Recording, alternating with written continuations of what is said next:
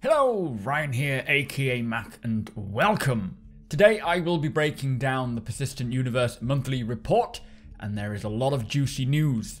As always, a huge thank you to my patrons and channel members for their continued support, and if you do enjoy my content, please consider subscribing and helping the channel to grow. So we have a lot to get through, so let's get started, kicking off with the animation team. They have spent time focusing on vendors for illegal goods, food, drink, and other items, which involved creating animation previs videos showing how the asset should be used in Pyro, with the work also being used to improve bartenders. The ability to sell goods to shops cannot come soon enough. The work on this functionality I think is slated to complete around November, December, so let us hope we're not waiting too long.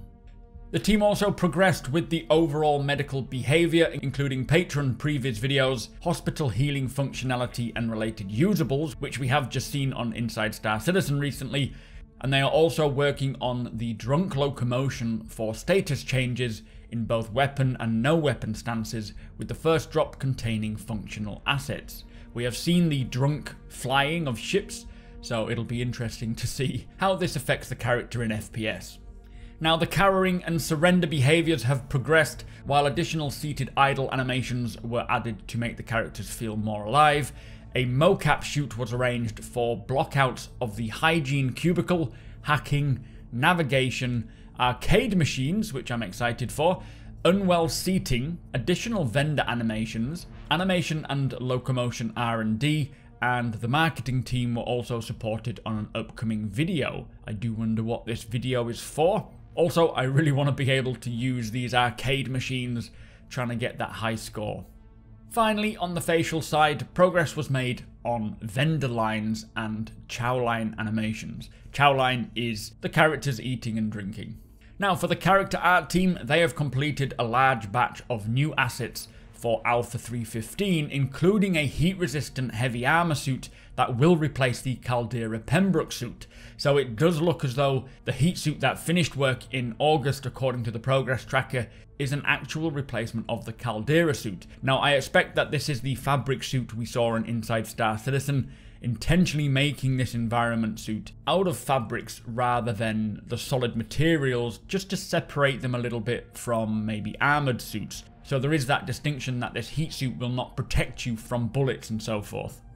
The team also finalised several new backpacks, including 3 based on the Clark Defence Systems brand and 1 on the Doomsday brand. They also reworked existing backpacks previously attached to armour cores to make them individual modular items. So this must include the rucksack core backpacks that we have for mining and so on. And from Alpha 315 onwards, they say each new armour will come with a backpack in the same style.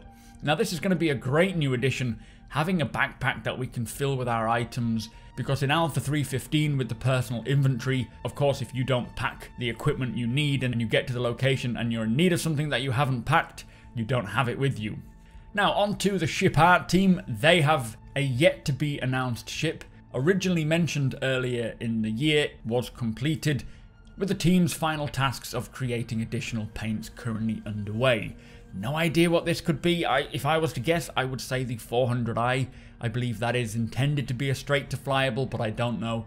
The Redeemer is approaching final art complete, with the team finalising the interactive buttons in the cockpit, remote turret bay, component room, and making the final polish of the lower decks. And I will say, the Redeemer is looking pretty damn incredible. Now, work also commenced on the MISC Hull A, which is the smallest of the hull series.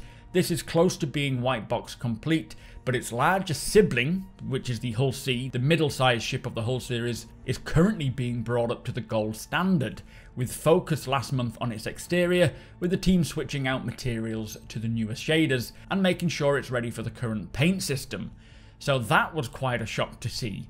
The Hull C must be complete if they are now pushing it to the gold standard pass. Very excited to hear that. And I also can't imagine it will take long to get the smaller Hull series completed.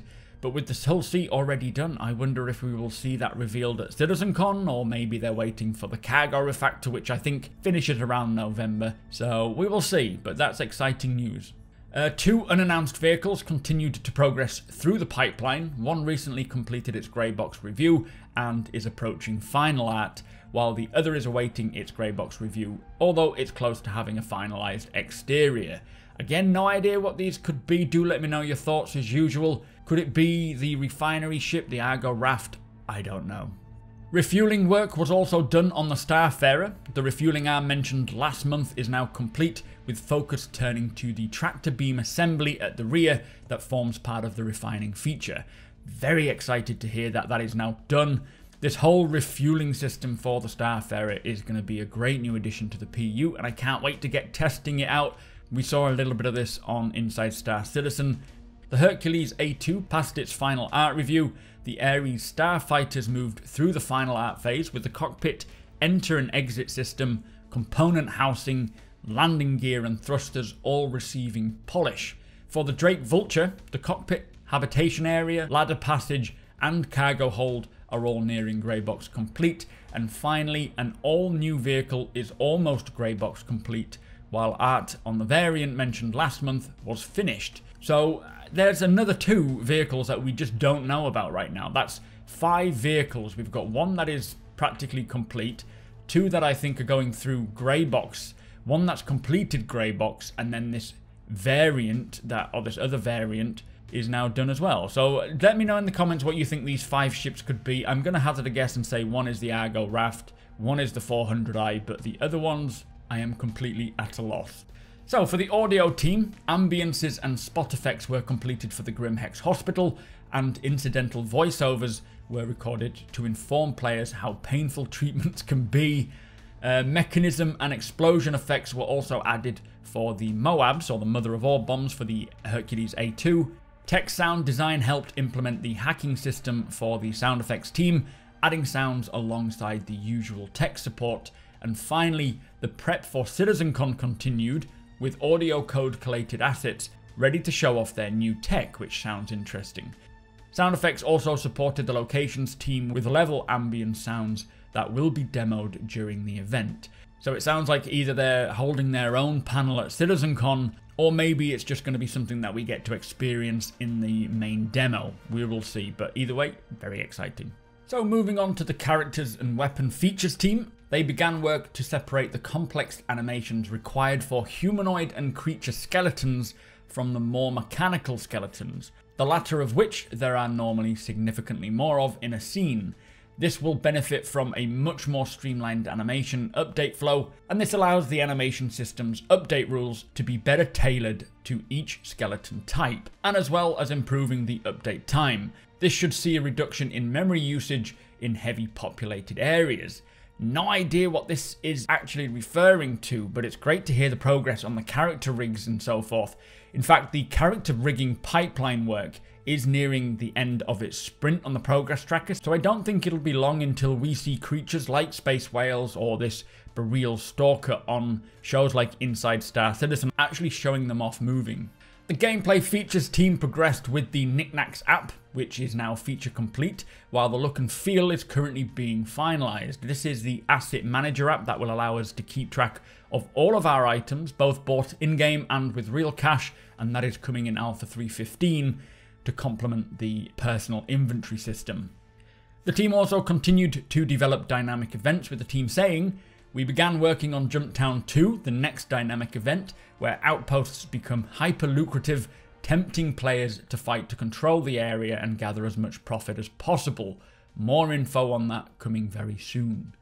Finally, the team also continued to work on technical design documents for the Cargo Refactor, the Character Archetype Editor, and the new Shopping and Selling Initiative, all of which should be at the review stage soon. Some very important stuff going on there. In particular for me, the Cargo Refactor and Selling, 2 huge features in my books that cannot come soon enough. The work on both of these I think finishes towards the latter end of this year, so chances of seeing the Cargo Refactor or Selling this year is slim, but you never know. Next up, we have the Vehicle Features team. They ramped up development of jump points, creating gameplay and development tools required to deliver the feature that make it easier to work with for other teams. In addition, the team progressed with a number of internal debug tools to monitor the IFCS or Intelligent Flight Control System and more easily inspect things like missiles, which will further improve their workflow. The team also supported with refueling, continued to work on HUD improvements, and supported vehicle experience with bombing-related UIs for Alpha 315. I am very interested to see just what the UI will be like for dropping bombs accurately. It is going to be a very fun system to test out, and I'm going to jump in with my AUG and see if we can hit some ground targets. Talking of bombs, the vehicle experience team focused on finishing off the development of the bombing feature, which entered the review stage. The team also worked to balance upcoming ships for Alpha 315 and beyond, and wrapped up final issues with the current patch release. I will say that Alpha 314 brought in the first round of balance passes for a lot of the ships, for a lot of the weapons, ballistics and energy, both repeaters and cannons. So do expect Alpha 315 to continue this balance pass as they push it a little further. It probably still won't be done, but it is the next step. For the lighting team, they primarily focused on Alpha 315 content and pyro. Passes were also completed on locations within Orison, including the Crusader Showroom, Cousin Crow's Custom Craft, and Providence Surplus. Not sure what this surplus shop is. Is it a clothing shop perhaps, like an old Navy shop?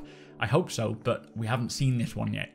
Lighting was completed for the space clinics and hospital in Grimhex, and progress continued on the medical areas in the Area 18 and Lorville hospitals. So these are the two remaining hospitals that won't be coming into Alpha 315. We are just getting New Babbage and Orison hospitals, the Grimhex and a few space station clinics. Lorville and Area 18 will come later on. Lighting also assisted the planet content team, making a pass on atmospheric and colour grading settings for Pyro's planets and moons, helping to make each feel unique and interesting. Man, I was talking about this on stream yesterday, and that feeling of when we are first able to go through to Pyro is going to be quite a momentous event, just literally going through that jump point together. Whew, I don't think my mind can take that. Now, for the narrative team, they have been focused on Alpha 315, working on contract text for new missions and expanding the organizations and gameplay scopes represented in the Delphi Reputation Mobiglass app. Very happy to hear that more orgs are being incorporated into the Reputation system, but also it's great to hear about new missions. It could be to do with the underground bunkers, or it could be something completely different. Medical gameplay and the new hospital and clinic locations were worked on by the narrative team as well, making passes on all related UI and branding. Beyond Alpha 315, the team worked on content for the upcoming Intergalactic Aerospace Expo, which I think is happening around November, and dynamic events. And they recorded mission audio for the various security forces in Stanton for future content. Preliminary dialogue work kicked off on a new mission type, and narrative content continued for Pyro, further defining what players can expect to encounter in this new system. As I've just said, travelling through there will be phenomenal, and hopefully we do get to see that at CitizenCon. I'm quite confident that's the case. Now, for the Systemic Services and Tools team, they continued to work on Quantum, which is the economy and AI simulation, making improvements to the tools that allow the designers to adjust its various systems. They also worked on edge cases for the backend services, adding stability to the service hub and variable filter services. August saw work wrap up on the player and AI information service to allow the quantum simulation or any other backend service to pull more data at a faster rate as needed. The service engineers also aided their gameplay counterparts with improvements to the physical inventory, and work began on the Npc Tracker, which will allow the tracking of NPCs between servers. This system will be used by any gameplay loop that wants or needs to track NPCs as they shift from instantiated to virtual AI and move around the verse. And I assume this is a huge piece of tech that is needed for server meshing. Finally, a new generic escrow service wrapped up, allowing for a more streamlined money transaction loop that the team is hoping integrates with the various gameplay loops. Lots of great work going on there from Tony Zurovec and his team. Now, moving on to the Turbulent Services team, they completed the base framework on the new windowing layout in Hex, along with some core functionality.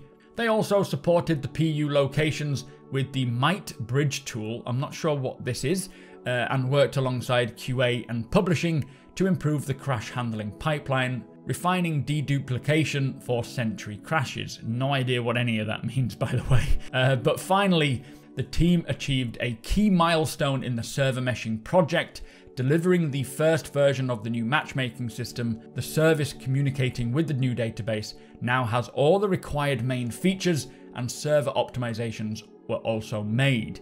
Now this is music to my ears. I honestly think CIG will show off server meshing at CitizenCon this year, maybe even having the demo that they play running with server meshing in action. And we know that Tony Zurovex is going to do a presentation talking further about server meshing, but the way things are going, they are making some great progress there.